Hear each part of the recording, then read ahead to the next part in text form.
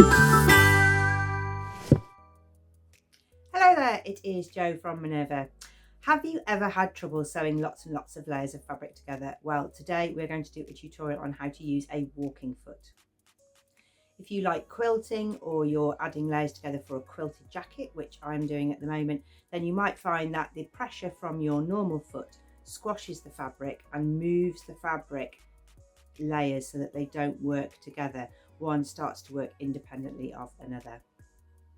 Let's have a look at some of the problems that you might have and also how we can try and fix them. I am making Hovea by Megan Nielsen Patterns, and it's a padded jacket. You can quilt it or you can have it as two separate pieces. You'll get a very different casual look then. But I'm finding that I need to find a technique that means that I can use gauze and this cotton with the batting so that the layers all stay in the same place. Gauze is particularly tricky because of the little bubble texture, so I don't want to knock the texture out of it, but I also want to have an accurate piece of fabric so that I can join my jacket together. The quilting foot does improve the movement of two layers, so you'll reduce that right down. I've cut my fabric pieces just as a shape, so this is the sleeve shape, but it's not accurately cut to the pattern piece. I've got about an inch all the way around, so I've allowed myself a little bit of movement because from my test piece I know that my fabric might move with a walking foot, but I'm not sure, so I might get a little bit. So I'm just going to make sure that the sleeve that I quilt has a little bit of extra all the way around, and then when I've quilted it I can cut it out and then I will have an accurate piece for piecing the construction of the jacket. The walking foot does reduce this, but it doesn't eliminate it completely. When you're working with some different fabrics and you want them to work harmoniously, it's always good to do a test. So I tried a test of the light cotton. It's a very light cotton. It's not really firm. It's the sort of weight of a cotton lawn, and a gauze is a very pliable fabric with a loose weave. It's very, very soft. And I've put the batting in between, and when I used a normal foot, this is what happened. It kept pressing the texture of the gauze and making little creases, and it's also made the fabric really, really flat. So I've lost that nice texture there, and I've ended up with everything really quite squashed down. Also, you will see I cut these pieces of fabric the same size before I started my test piece, and the gauze, because of the crinkle texture, then the normal foot presses that out, and then I get a discrepancy between this piece of fabric that's not got a crinkle in it or any movement and this piece. So my normal foot wasn't working as I wanted to, so then I tried a walking foot. So it has a lever on the top that goes over your needle holder shank, and there's a presser foot as normal on the bottom, but inside the presser foot are these plastic feed dogs. So when the lever goes up, these feed dogs pop out from the bottom of the presser foot. So then in essence you've got two lots of feed dogs taking your fabric through evenly. Normally you'd have feed dogs on the bottom and a metal shiny presser foot on the top, and those both have different elements of friction. With a walking foot, you're essentially putting a feed dog on the top and the bottom. So as this goes up and down, it moves the fabric through. Let's have a look at how we're going to put it on the machine. And that hook shape goes over the shaft that tightens the needle. So it goes here over the little screw, and it's fiddly because at the same time you want to get it onto the foot shank. When you've got it in position, you can tighten it up with your screwdriver. So you'll have your foot that can go up and down, and the arm of your walking foot is around the shank that tightens the needle.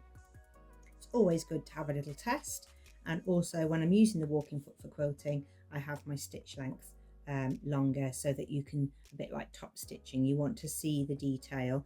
And if you have a longer stitch length, it means that the walking foot can hop along and work the 2 layers of fabric really well. If you're quilting large areas and you don't want to have to mark out all of your quilting lines, then you can try using a quilt guide. It's like an arm with a sort of spindle coming off the side, and then in the back of your walking foot is a hole, and you can push the axle through. You see it coming out here, and you can use this guide to run along your previous line of quilting, and so you will always get the same distance between your needle and your previous line of quilting. Works really, really well. This also fits through a regular shank sometimes, so just see if you've got a hole to put the seam guide through. You're seeing my machine the other way around because I'm filming on selfie. I have also set up with a quilting needle in my machine so that I get a good puncture through all of the layers, and the shaft at the top of a quilting needle is a little bit flatter, so it doesn't pick up the bits of batting or wadding between the layers.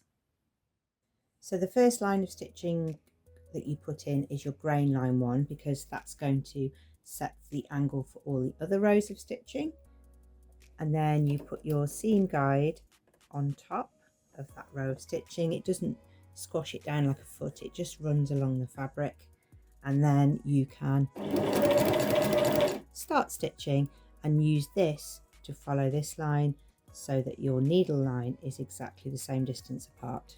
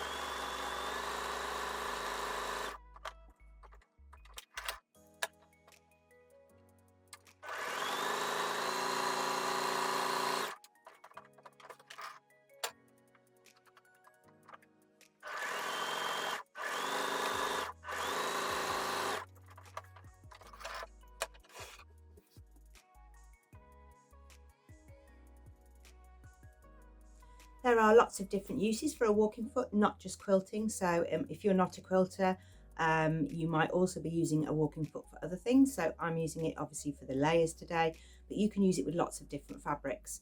If you've got fabrics that are quite slippy or they're moving along, then you can use a walking foot.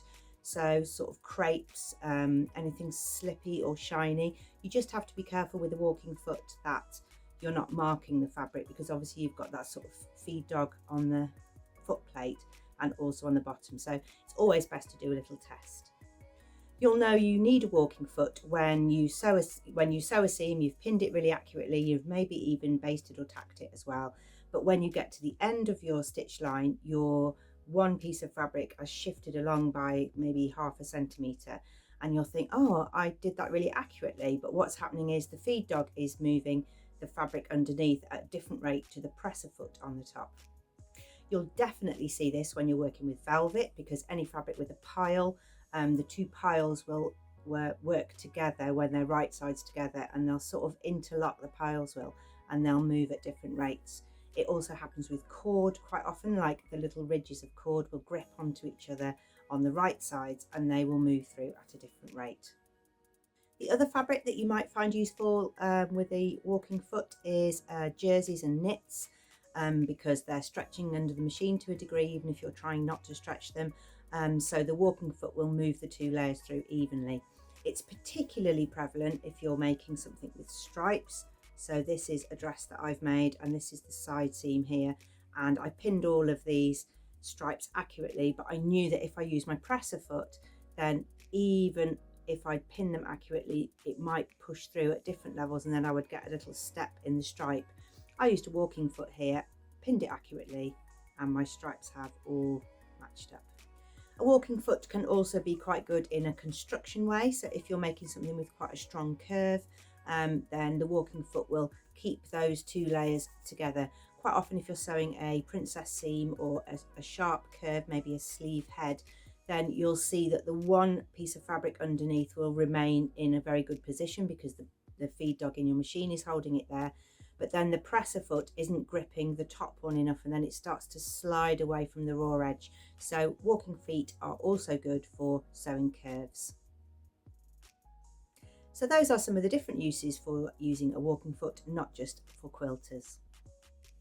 I hope that helps you if you've got a walking foot and you don't know what it's for, or if you're looking to buy a walking foot, then do head over to Minerva and check out our makes. You can check out the Hovea Jacket as well, and also some of the gauze fabric. So if you've not seen gauze fabric in action, have a look at that and you'll see the texture and you'll see how people have used it in different garments. We would love to see what you make, so make an account and show us what you have made as well. Thank you very much for watching. See you again soon.